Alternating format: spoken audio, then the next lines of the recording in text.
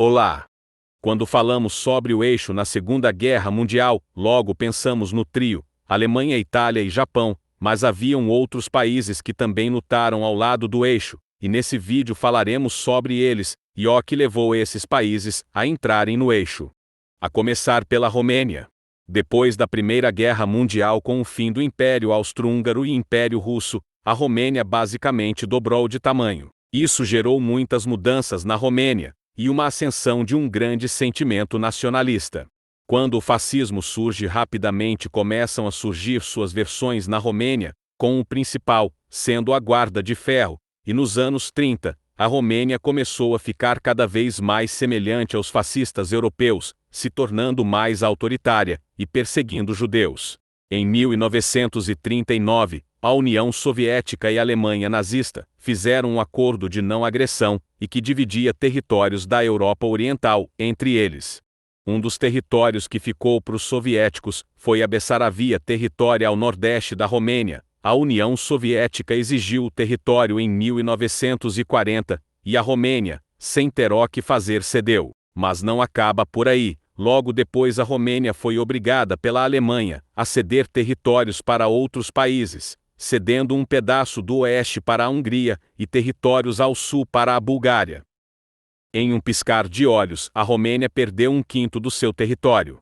Depois das perdas territoriais, a Romênia entrou em crise, e o primeiro-ministro Antonescu basicamente se torna um ditador, exilando o próprio rei, reprimiu os partidos políticos e se alinhou aos fascistas da Guarda de Ferro.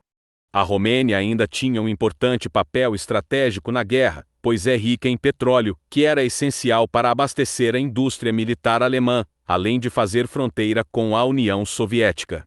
Com a Romênia entrando oficialmente no eixo em novembro de 1940, e fez parte da Operação Barbarossa. Mas não foi uma participação simples. A Romênia serviu mais de 150 mil soldados na invasão à União Soviética.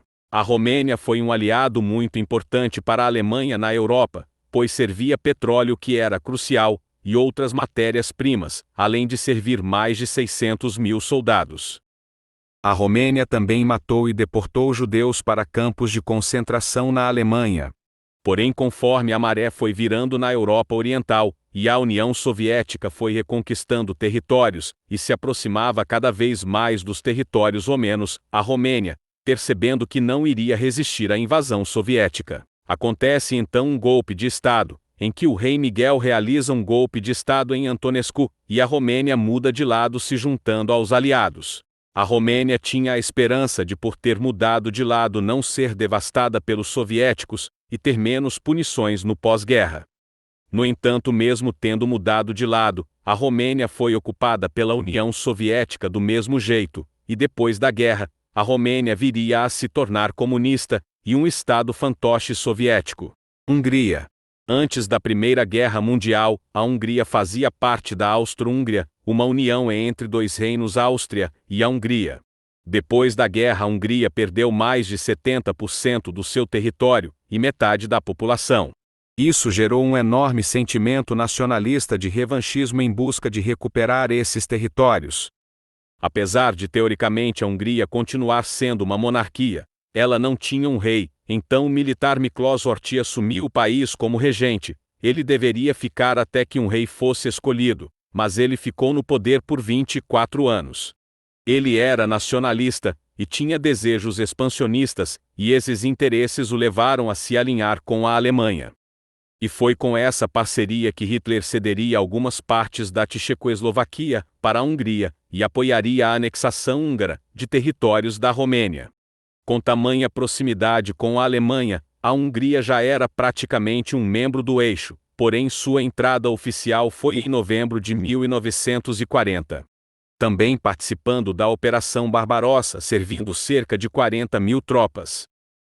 Por exigência alemã, a Hungria também começou a perseguir e deportar judeus. Assim como a Romênia no final de 1944, a Hungria viu que a guerra estava perdida, e os soviéticos estavam na porta do país. Então Horthy decidiu tirar a Hungria da guerra, achando que seria simples assim, e que não sofreria retaliações. Horthy assinou um acordo de paz com os soviéticos. Porém Hitler ficou revoltado com a traição de Horthy, então foi feita uma operação militar, que sequestrou seu filho, e o manteve como refém, obrigando Horthy a desfazer o acordo de paz com os soviéticos e renunciar, e assim ele fez. A Hungria, então se tornou um estado fantoche alemão. O controle nazista na Hungria gerou a deportação de centenas de milhares de judeus para campos de concentração, e foi absurdamente brutal com os opositores. Os territórios da Hungria foram totalmente conquistados pelos soviéticos em março de 1945, e depois do fim da Segunda Guerra Mundial, a Hungria também se tornou um estado fantoche da União Soviética. Bulgária. Mesma história, ressentimento pós perder a Primeira Guerra, percas territoriais e um sentimento revanchista. No entanto, sucessivas crises políticas e golpes de Estado levaram a esses objetivos ficarem em segundo plano. A Bulgária tentou manter relações pacíficas com as potências europeias e manteve boas relações com a Alemanha, que prometia devolver territórios perdidos pela Bulgária, caso a mesma se aliasse. Durante a guerra, Mussolini pediu à Bulgária para que participasse na invasão da Grécia, porém a Bulgária recusou, e a Itália apanhou sozinha. Com apoio alemão, a Romênia teve que ceder territórios ao sul do país para a Bulgária, agradando muito os búlgaros. Apesar disso, a Bulgária ainda não estava oficialmente no eixo, entrando em março de 1941, porém a Bulgária não teve grande participação militar, se recusando a participar da Operação Barbarossa. Quando a Iugoslávia e a Grécia foram dominadas, a Bulgária ocupou alguns territórios, tendo reconquistado tudo o que queria, e mais um pouco. A Bulgária, por ordens da Alemanha, deportou os judeus de territórios ocupados, porém a Bulgária se recusou a deportar os judeus, que viviam no seu país, sendo o único país do eixo a fazer isso.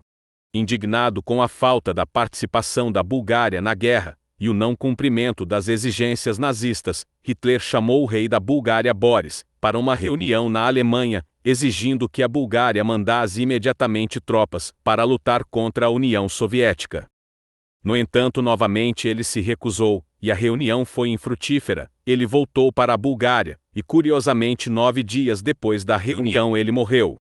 Devido à causalidade extremamente suspeita, muitos especulam que ele teria sido envenenado por desagradar a Alemanha, porém não temos provas oficiais sobre isso. Depois da morte de Boris, a Bulgária virou um caos, uma regência tomou conta do país, e em meio a esse caos, e com a União Soviética nas portas do país, ocorre um golpe de Estado comunista com apoio soviético, em 1944, e a Bulgária muda de lado. Foi ocupada pelos soviéticos, mas como o governo já era pró-soviético, a base já estava estabelecida. Vindo no pós-guerra a se tornar um fantoche soviético, sem praticamente resistência alguma. Também é possível fazer menção a 2 países que eram do eixo, mas não foram ao mesmo tempo. Um deles é a Iugoslávia. A Iugoslávia foi oficialmente do eixo em 25 de março de 1941, porém 2 dias, sim, 2 dias depois de se alinhar ao eixo, ocorreu um golpe militar apoiado pelo Reino Unido, que fez com que o país mudasse de lado e se juntasse aos aliados. Imediatamente a Alemanha respondeu com uma invasão, e em apenas 11 dias, o país foi dominado. Mas valeu a tentativa. O outro é a Tailândia. A Tailândia foi invadida pelo Japão em dezembro de 1941, assim como praticamente todo o leste asiático, então você pode pensar o que tem de especial nisso.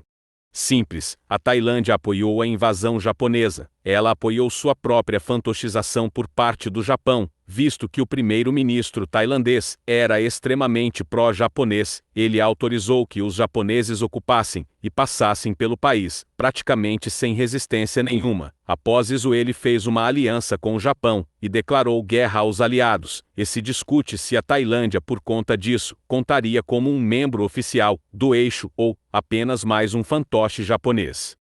Também poderia citar a Finlândia, mas eles nunca foram de fato do eixo, então não. Moral da história: não confie em Hitler se não quiser acabar morto ou se tornando um puppet soviético. Se gostou do vídeo e quer mais vídeos de história curta, comente e compartilhe para mais vídeos.